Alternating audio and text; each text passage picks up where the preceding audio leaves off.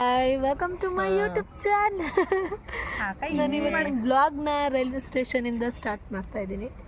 So ಇವರು sisters, ಇವರು ಚಿಕ್ಕ ಸಿಸ್ಟರ್, ಇವರು ದೊಡ್ಡ ಬಿಗ್ ಸಿಸ್ಟರ್. ಹೇಳು ಏನು ಆಫ್ ಮಾಡೋದೇನಿಲ್ಲ, ಅದೇನು ಹೇಳು. ಅದೆಲ್ಲ ಈ ತರ ವಿಡಿಯೋ ಮಾಡ್ಕೊಂಡು ವಾಯ್ಸ್ ಕೊಡ್ತೀಯ ಅಂತ ನಾನು ಅನ್ಕೊಂಡಿದ್ದೆ. ಇಲ್ಲ, ಅದು ಏನು ಗೊತ್ತಾ, ಯಾವಾಗಲೂ ನಮ್ಗೆ ಈ ಥರ ಮಾತಾಡ್ಬೇಕಿದ್ರೆ ಪಟ್ಟಂತ ಮಾತುಗಳು ಬರೋಲ್ಲ, ಅಂದರೆ ಅಷ್ಟು ಮೈಂಡ್ ಓಡಲ್ಲ. ಆದರೆ ವಾಯ್ಸ್ ಓವರ್ ಕೊಡಬೇಕಿದ್ರೆ ಏನೇನೋ ಬರುತ್ತೆ, ಆದರೆ ಅದೇನೋ ಅಷ್ಟು ಏನಂತ ಇನ್ಸ್ಟೆಂಟಾಗಿ ಅಂತ ಅನ್ಸಲ್ಲ. ಹಂಗಾಗಿ ಈ ಥರನೇ ಮಾಡೋಣ ಅಂತ ಸ್ಟಾರ್ಟ್ ಮಾಡಿದ್ದೀನಿ. ಈ ಥರ ಮಾಡ್ಬಿಟ್ಟು ಆಮೇಲೆ ವಾಯ್ಸ್ ಕೊಡ್ತೀಯಾ? ಈಗ ಸುಮ್ಮನೆ ಹಿಂಗೆ ವಿಡಿಯೋ ಮಾಡ್ಕೊಂಡಿರ್ತಾರಲ್ವಾ, ಅದಕ್ಕೆ ವಾಯ್ಸ್ ಓವರ್ ಕೊಡ್ತಾರೆ. ಇವ್ರದ್ದು ಯೂಟ್ಯೂಬ್ ಒರಿಜಿನಾಲಿಟಿ ಇರಲ್ಲ.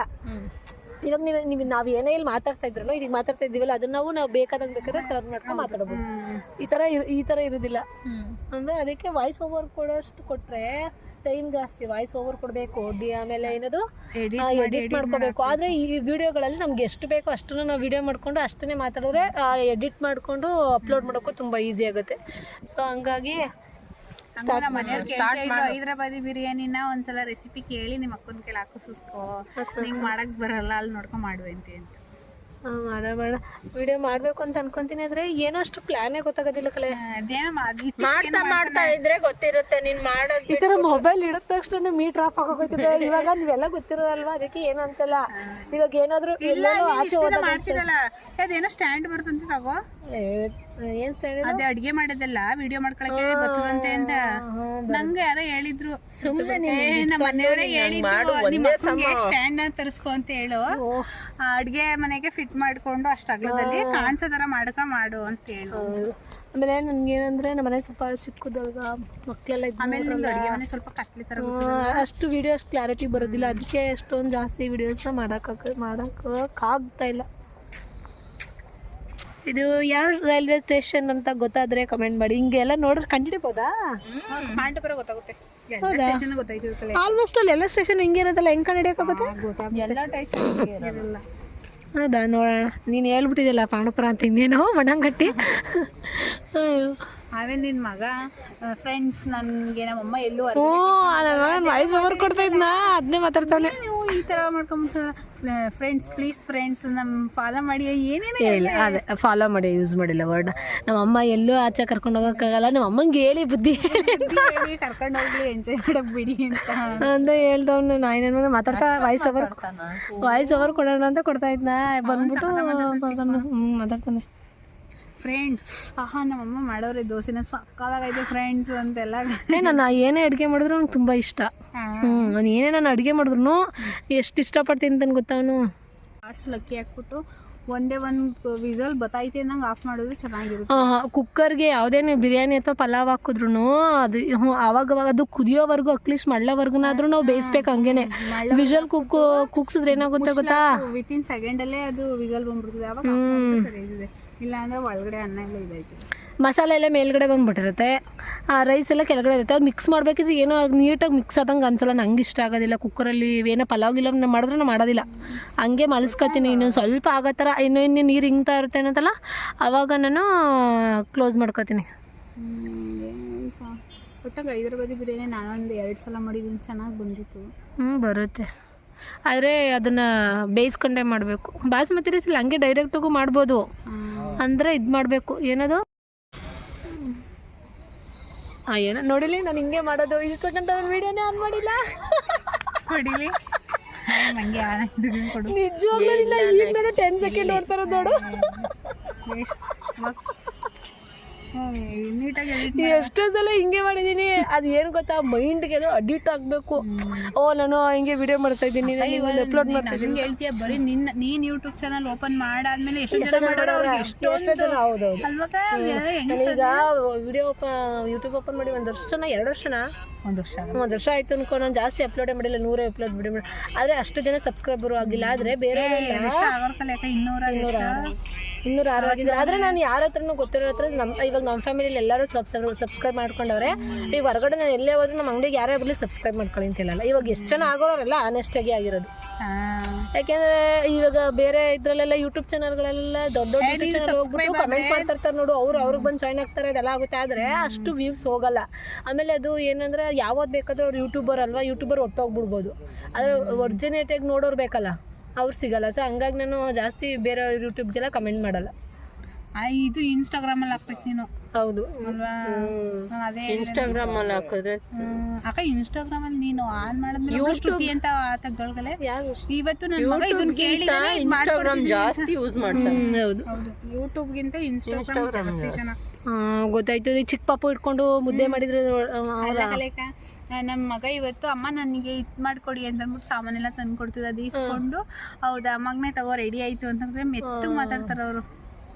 ನಮ್ಮದು ಬಾಡಿಗೆ ಮನೆ, ಅದಕ್ಕೆ ನಮ್ಮದು ಚಿಕ್ಕೈತೆ ಅಂತ ಏನು ಎಲ್ಲ ಹೇಳ್ತಾರೆ ನೋಡಿ. ಅದೆಲ್ಲ ನನಗೆ ಅಷ್ಟೊಂದೆಲ್ಲ ಹೇಳಕ್ಕಾಯ ಒಂದೇನೋ ಒಂಥರ ಇದು ಅಂದರೆ ಎಲ್ಲರೂ ಅಷ್ಟು ಇನ್ಸ್ಟಾಗ್ರಾಮಲ್ಲಿ ಮಾಡು. ಅಕ್ಕ ಇಲ್ಲಿ ಇದರಲ್ಲಿ ಅಪ್ಲೋಡ್ ಮಾಡೋದ ಇನ್ಸ್ಟಾಗ್ರಾಮಲ್ಲಿ ಅಪ್ಲೋಡ್ ಮಾಡೋದು. ಈಗ ನೋಡಿ ಅಲ್ಲಿ ಏನಂದ್ರೆ ನನಗೂ ಇದಾಗುತ್ತೆ. ಇದು ನನ್ನ ಫೋನು. ಇವಾಗ ನಾನು ವೀಡಿಯೋ ಮಾಡ್ಕೊತಿರೋದು, ನಾನು ಯೂಟ್ಯೂಬ್ ಇರೋದು ನಮ್ಮ ಮನೆಯವ್ರ ಫೋನು. ಅವರು ಇನ್ಸ್ಟಾಗ್ರಾಮು ಫೇಸ್ಬುಕ್ಕು ಯೂಸ್ ಮಾಡಲ್ಲ. ಹಂಗಾಗಿ ಏನಂದರೆ ಆ ಇನ್ಸ್ಟಾಗ್ರಾಮು ಫೇಸ್ಬುಕ್ಕು ಯೂಸ್ ಮಾಡ್ತಿರ್ತಾರಲ್ಲ, ಅವ್ರು ಅದರಲ್ಲೆಲ್ಲ ಅಪ್ಲೋಡ್ ಮಾಡ್ತಾರಲ್ಲ, ಅದೇ ಫೋನಲ್ಲಿ ಕನೆಕ್ಟ್ ಆಗಿರುತ್ತೆ Gmail ID. ಹಂಗಾಗಿ ಅದು ಜಾಸ್ತಿ ಹೋಗುತ್ತೆ. ಇದು ನನ್ನ ಫೋನಲ್ಲಿ ನಾನು ವೀಡಿಯೋ ಮಾಡಿಕೊಂಡು ನಮ್ಮ ಮನೆಯವ್ರ ಫೋನಲ್ಲಿ ಅಪ್ಲೋಡ್ ಮಾಡೋದ್ರಿಂದ ಸ್ವಲ್ಪ ಇದೆ. ಎಷ್ಟಾಗಿ ಸೇವ್ ಮಾಡಿದ್ಯಾ? ನಮ್ಮ ಅಪ್ಪಾಜಿ ನಾನು ಎಷ್ಟು ಸಲ ಬರ್ತೀನಿ, ಅವಾಗೆಲ್ಲ ಒಂದು 1000 ರೂಪಾಯಿ ಕೊಡ್ತೀನಿ. ಇವಾಗ ಎಷ್ಟು ಕೊಡ್ತು? 50,000 ಕೊಡ್ತೀನಿ. ಇಲ್ಲ ಕಣ, ಬಂದಾಗೆಲ್ಲ ಅದನ್ನೆಲ್ಲ ತಗೊಂಡು ನನ್ನ ಮಗ ಅದು ಏನು ಗೊತ್ತಾ, ಗೋಲ್ಕ ಕೊಡಕ್ತೀನಿ ಇದು ಮಾಡಿದ ವೀಡಿಯೋ ಹಾಕಿದ್ನಲ್ಲ, ಯಾರೋ ಗೋಲ್ಕ ಬೇಯಿಸ್ಕೊಂಡ್ಬಿಟ್ಟಾರೆ ನಮ್ಮ ಮನೆಯವ್ರು. ಅದಕ್ಕೇನೆ ನಾನು ಗೋಲ್ಕ ತೆಗ್ದು ಬೀರಲ್ಲಿ ಇಟ್ಟವ್ರೆ.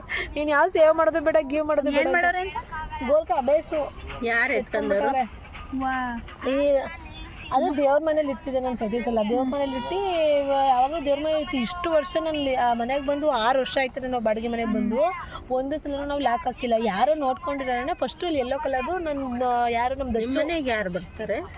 ನಮ್ಮ ಪವನ ಯೆಲ್ಲೋ ಕಲರ್ ಡಬ್ಬಿ ತೊಗೊಂಡಿದ್ದ. ಅದು ಇವಾಗ ತಾನೇ ರೀಸೆಂಟ್ ತಂಗ. ಅದರಲ್ಲಿ ಏನು 1,000 ಹಾಕಿದ್ನ? ಇಲ್ಲ 1,000 ಇಲ್ಲ, 500-600 ಇರ್ಬೋದು ಅನ್ಕೋ. ಅದನ್ನ ಎತ್ಕೊಂಡ್ರು. ಅದನ್ನ ಎತ್ಕೊಂಡಾಗ ನಾನು ಏನು ಅನ್ಕೊಂಡೆ, ಎಲ್ಲೋ ಮಕ್ಕಳೇ ಎತ್ತಿಕೊಂಡು. ಅದನ್ನ ಎತ್ಕೊಂಡಾಗ ನಾನು ಏನು ಅನ್ಕೊಂಡೆ, ಎಲ್ಲೋ ಮಕ್ಕಳೇ ಎತ್ತಿಕೊಂಡವ್ರೆ, ಮನೆ ಒಳಗಡೆ ಇರುತ್ತೆ ಅಂತ ನೆಗ್ಲೆಕ್ಟ್ ಮಾಡಿಬಿಟ್ಟೆ. ಅದು ನೋಡಿದ್ರೆ ಸಿಗಲಿಲ್ಲ. ಲಾಸ್ಟ್ ಟೈಮ್ ಏನಾಯ್ತು, ನಮ್ಮ ಪಿಂಕ್ ಕಲರು ನಮ್ಮ ದಚ್ಚುನ ಹಾಕಿದ, ನಮ್ಮ ಪವನ ಹಾಕಿದ. 3,000 ರೂಪಾಯಿ ಇತ್ತು. ಅದನ್ನ ಸೇರಿಸಿ ಅಬೇಸ್ಕೊಂಡ್ಬಿಟ್ಟು ಯಾವ ಯಾರೋ ಗೊತ್ತಿರಲ್ಲ ಅವ್ರ ಹೆಸರೇನು. ಹಲೋ, ಯಾರು ಎತ್ತವ್ರೆ ಅಂತ ಗೊತ್ತಿಲ್ಲ. ನಮ್ಮ ಮನೆ ಯಾರು ಆ ಥರ ಕೆಲಸ ಮಾಡಲ್ಲ. ಟ್ರೈನ್ ಬಂತು. ಟ್ರೈನ್ ಹತ್ತಿರ ಸೀಟ್ ಇಟ್ಕೊಂಡು ಕುತ್ಕೊಂಡು ವಿಂಡೋ ಸೈಡ್ ಸೀಟ್ ನನಗೆ ಸಿಕ್ತು. ಇವ್ರ ಮಧ್ಯದಲ್ಲಿ ಕುತ್ಕೊಂಡ್ರು, ಅವ್ರು ಅಲ್ಲಿ ಕುತ್ಕೊಂಡ್ರು.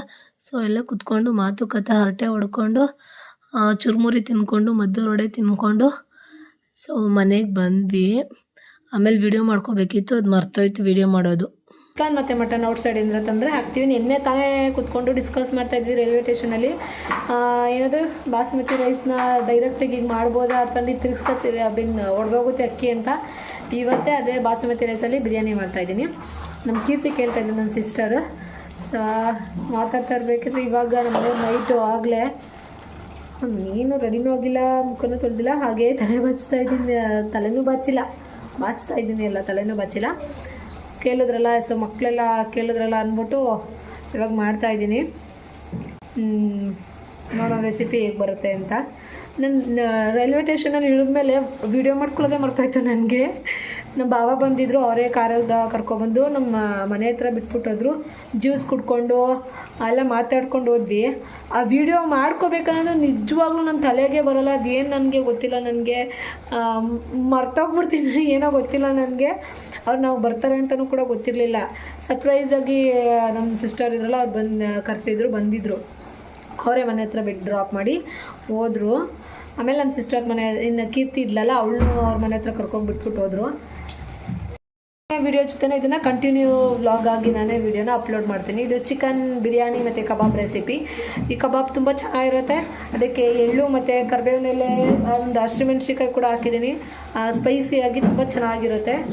ಸೊ ನಿಮ್ಮನೇಲಿ ನೀವು ನಾನು ಮಾಡಿ ತೋರಿಸಿದ್ಮೇಲೆ ರೆಸಿಪಿನ ಟ್ರೈ ಮಾಡಿ ನೋಡಿ. ಕಬಾಬ್ಗೆ ಕಲ್ ಸಿಕ್ಕಿರೋಂಥದ್ದು ಹಸಿಮೆಣ್ಸಿನ್ಕಾಯಿ, ಬೆಳ್ಳುಳ್ಳಿ ಮತ್ತು ಶುಂಠಿ ಮತ್ತು ಎಳ್ಳು ಹಾಕ್ಕೊಂಡು ಪೇಸ್ಟ್ ಮಾಡ್ಕೊಂಡಿದ್ದೀನಿ. ಕಬಾಬ್ ಪೌಡ್ರು ಮತ್ತು ಮೊಟ್ಟೆ ಹಾಕ್ಕೊಂಡು ಮಿಕ್ಸ್ ಮಾಡ್ಕೊಂಡಿದ್ದೀನಿ. ಇಲ್ಲಿ ನಾನು ಬಿರಿಯಾನಿ ಮಾಡ್ಕೊಳ್ಳೋದಕ್ಕೆ ಸ್ಪೈಸಸ್ನ ಹಾಕ್ಕೊಂಡಿದ್ದೀನಿ. ಈರುಳ್ಳಿ, ಶುಂಠಿ, ಬೆಳ್ಳುಳ್ಳಿ, ಚಕ್ಕೆ, ಲವಂಗ, ಒಂದೇ ಒಂದು ಏಲಕ್ಕಿ ಮತ್ತು ಸೋಂಪು ಕಾಳು ಹಾಕ್ಕೊಂಡಿದ್ದೀನಿ. ಕೊತ್ತಂಬರಿ ಸೊಪ್ಪು, ಪುದೀನ ಸೊಪ್ಪನ್ನ ತೊಳೆದ್ಬಿಟ್ಟು ಆ್ಯಡ್ ಮಾಡ್ಕೊಬೇಕು ನೋಡಿ. ಇದಕ್ಕೆ ಚಕ್ಕೆ, ಲವಂಗ, ಕೊತ್ತಂಬರಿ ಸೊಪ್ಪು, ಪುದೀನ ಸೊಪ್ಪು, ಶುಂಠಿ, ಬೆಳ್ಳುಳ್ಳಿ, ಟೊಮೊಟೊ ಹಣ್ಣು ಒಂದು 2 ಈರುಳ್ಳಿ, ಮತ್ತು ಸೋಂಪು ಇಷ್ಟನ್ನು ಹಾಕಿ ಒಂದೇ ಒಂದು ಸ್ಮಾಲ್ ಪೀಸಸ್ ಏಲಕ್ಕಿ ಹಾಕ್ಕೊಂಡಿದ್ದೀನಿ. ಸೊ ಇದನ್ನು ಹಾಕ್ಕೊಂಡು ಇವಾಗ ಇದನ್ನು ಪೇಸ್ಟ್ ಮಾಡ್ಕೊಬೇಕು. ಇದು ಬಿರಿಯಾನಿಗೆ ಮಸಾಲ.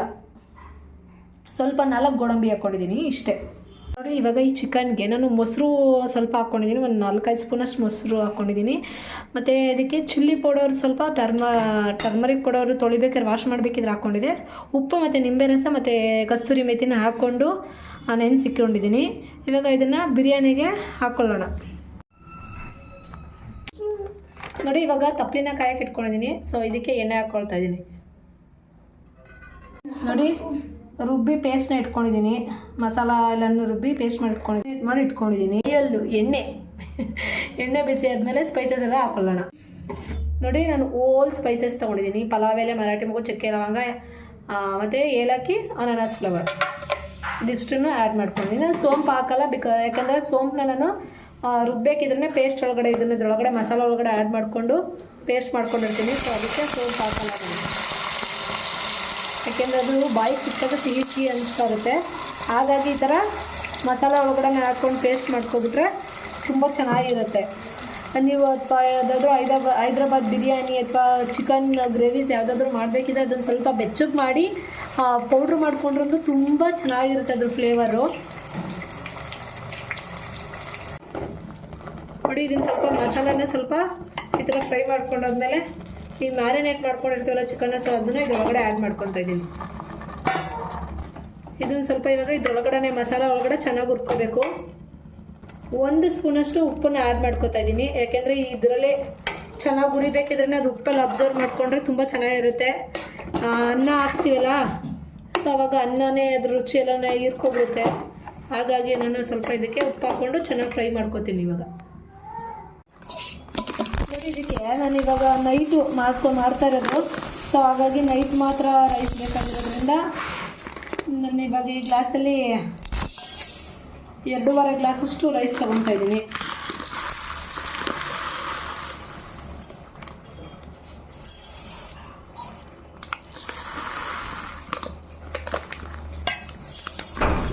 ಇಂಡಿಯಾ ಗೇಟ್ ಬಾಸ್ಮತಿ ರೈಸ್ನ ತೊಗೊಂಡಿದ್ದೀನಿ ನಾನು. ಸೊ ಇವಾಗ ನಾವು ಅಕ್ಕಿ ಎಷ್ಟು ತೊಗೊಂಡಿರ್ತೀವಿ ಅಷ್ಟೇ ಕ್ವಾಂಟಿಟಿಲಿ ನೀರು ನೋಡಿ ಈ ಥರ ಚೆನ್ನಾಗಿ ನಾನು ಇವಾಗ ಫ್ರೈ ಮಾಡ್ಕೊಂಡಿದ್ದೀನಿ. ಇದಕ್ಕೆ ಚಾಕುನ ನಾವು ಹಾಕ್ತೀವಿ, ಅಂದರೆ ನಮ್ಮೂರಲ್ಲಿ ಇದೇ ಥರ ನಾವು ಹಾಕೋದು. ಸೊ ಅಂದರೆ ಕಾಲು ಧೂಳು ಏನೂ ಆಗದೆ ಇರಲಿ ಅಂತ ನೋಡಿ. ಇದು ನಾನು ಮಸಾಲೆ ಎಲ್ಲ ರುಬ್ಕೊಂಡಿದ್ನಲ್ಲ ಅದೇ ನೀರನ್ನ ಇದ್ರೊಳಗಡೆ ಆ್ಯಡ್ ಮಾಡ್ಕೊತಾ ಇದ್ದೀನಿ.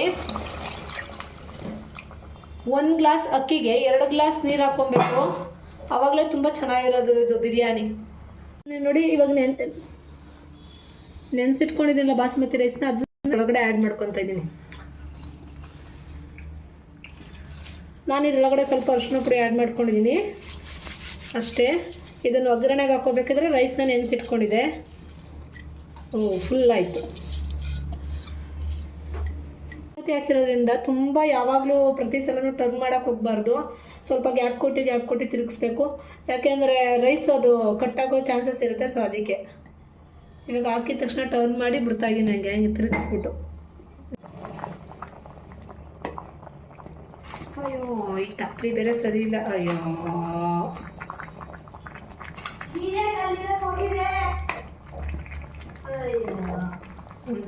ಎಲ್ಲ ಎಷ್ಟು ಪಂಗಿದೆ ಅಂತ ಗೊತ್ತಾಗ್ತಿದೆ. ಅನ್ನ ರೈಸು ಅಷ್ಟೇ ತುಂಬ ಕಟ್ಟಾಗಿಲ್ಲ. ನಾನು ಇದು ಸರಿ 3 ಟೈಮ್ಸ್ ಅಷ್ಟೇ ತಿರುಗಿಸ್ತಾ ಇರೋದು.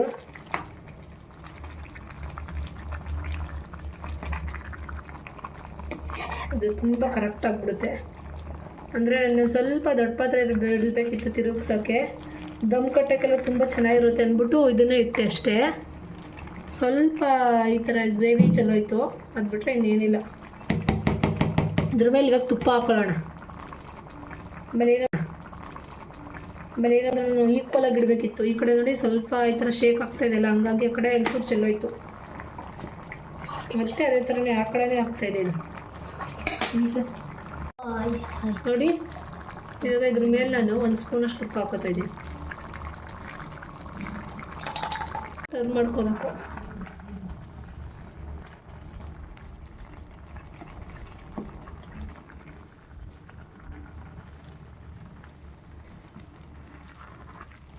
ವಾವ್, ನೀವೇನು ನೋಡ್ತಾ ಇದ್ದೀರಲ್ಲ, ಸಕ್ಕತ್ತಾಗಿದೆ ಸಕ್ಕತ್ತಾಗಿ.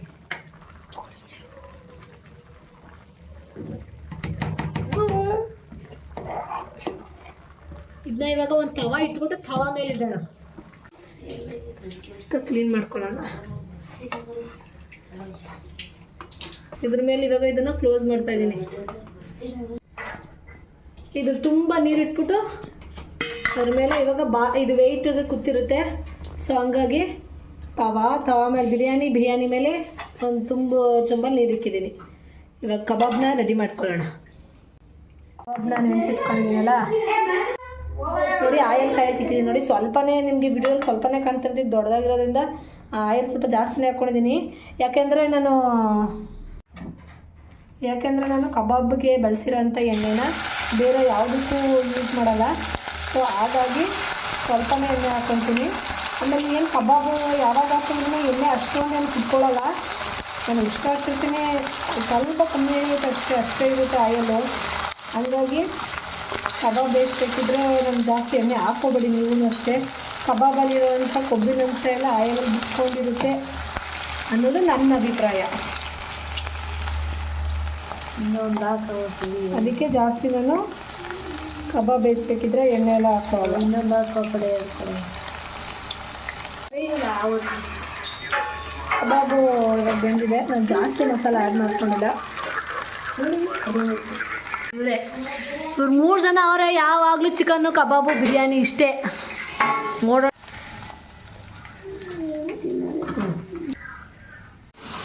ಮೊಸರು ಬಜ್ಜಿ ಮಾಡೋಣ ಅಂತ ನನ್ನ ಮಗ ಸೌತೆಕಾಯಿ ಹೊರಿತಾ ಇದ್ದಾನೆ. ಅವನು ಹೊರೆಯೋ ಚಂದಕ್ಕೆ ಸೌತೆಕಾಯಿ ಅರ್ಧ ಹೊಟ್ಟೋಗುತ್ತೆ.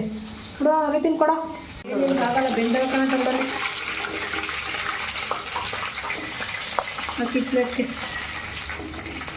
ಬಿಸಿ ಬಿಸಿ ಕಬಾಬ್ ಹಾಕಿ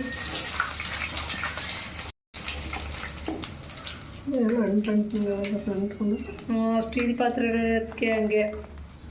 ಓಕೆ, ಅದೇನಾಯ್ತು? ಸಿಲ್ವರ್ ಪಾತ್ರೆಲಿ ಬೇಯಿಸಿ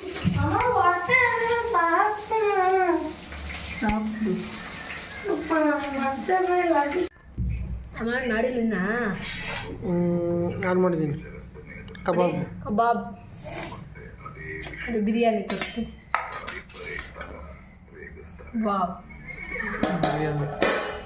ನೋಡಿ, ತುಂಬ ಚೆನ್ನಾಗಾಗಿದೆ. ಹೈದ್ರಾಬಾದ್ ಬಿರಿಯಾನಿ. ಹೈದ್ರಾಬಾದ್ ನಾರ್ಮಲ್ ಬಿರಿಯಾನಿ ತುಂಬ ಉದುರಾಗಿ ನಾರ್ಮಲ್ ಬಿರಿಯಾನಿ ಚೆನ್ನಾಗಿದೆ. ಹೈದ್ರಾಬಾದ್ ಬಿರಿಯಾನಿ ಅಂದರೆ ಈ ಥರ ನಾರ್ಮಲ್ ಬಿರಿಯಾನಿನೇ ಬಾಸುಮತಿಲಿ ಮಾಡಿರೋದು ಇದು. ಒಂದು ಫೋಟೋನ ತೆಗ್ಬಿಡಲ್ಲೇ. ಇದು ಮೊಸರು ಬಜ್ಜಿ ತೋರ್ಸಪ್ಪ. ಹಂಗಲ್ಲ ಕಣಪ್ಪ, ಅಲ್ಲೇ ಕ್ಲಿಕ್ ಮಾಡ್ಕೋಬೇಕು ವಿಡಿಯೋದಲ್ಲಿ. ಇಲ್ಲಿ ಅಲ್ಲೇ ಇಲ್ಲೂ ಸೈಡಲ್ಲಿ ಬಿಡ್ತು ನೋಡು, ಮಾಡೋರು ಅಷ್ಟು. ಇಲ್ಲಿ ನೋಡು ಮೊಸರು ಬಜ್ಜಿ ತೋರಿಸು. ಮೊಸರು ಬಜ್ಜಿ ಇವಾಗ ನಾನು ಫಸ್ಟ್ನೇ ಬೋನಿ ನಮ್ಮ ಮನೆಯವ್ರಿಗೆ ಬಡಿಸ್ತಾ ಇದ್ದೀನಿ. ನಿನ್ನ ತಟ್ಟೆನ ಇಟ್ಕೊಂಡು ಬಡಿಸ್ತೀನಿ, ಏನು ಮಾಡ್ತಾರೆ.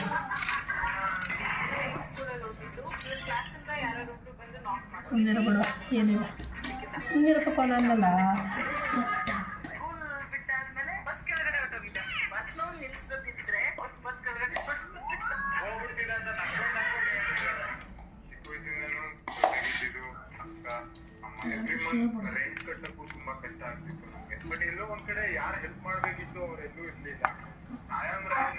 ಬಿಗ್ ಬಾಸ್ ನೋಡ್ಕೊಂಡು ಊಟ ಮಾಡ್ತಾ ಇರೋದು, ಅದಕ್ಕೆ ಬಿಗ್ ಬಾಸ್ ಸೌಂಡ್ ಬರ್ತಾ ಇದೆ. ಅದು ಫೋಟೋ ತೆಗಿ ಒಂದು.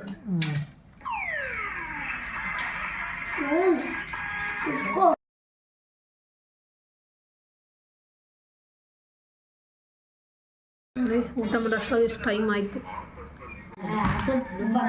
ಮನೆಯವರು, ನನ್ನ ಚಿಕ್ಕ ಮಗ, ದೊಡ್ಡದು ಇವನು. ಟೇಸ್ಟ್ ಹೆಂಗಿದೆ ಸಂತ? ಸೂಪರ್ ಆಗಿದೆ. ನಿಜ ಹೇಳು. ಕಬಾಬು ದಚ್ಚ ನಿಂಗೆ ಜಾಸ್ತಿ ಓವರಾಗಿ ಹೇಳ್ಬಿಡು, ಸುಮ್ಮ ಮಾತಾಡೋ. ನಿನಗೆ ಅಷ್ಟೇ ಒಂದು. ಓಕೆ, ಊಟ ಮಾಡ್ಬಿಟ್ಟು ಮಲ್ಕೋತೀವಿ. ಈ ವ್ಲಾಗ್ನ ಇಲ್ಲಿಗೆ ಎಂಡ್ ಮಾಡ್ತಾಯಿದ್ದೀನಿ. ನನ್ನ ಯೂಟ್ಯೂಬ್ ಚಾನಲ್ ಮಿಸ್ ಮಾಡಿದೆ, ನನಗೆ ವಾಚ್ ಮಾಡಿ. Thank you.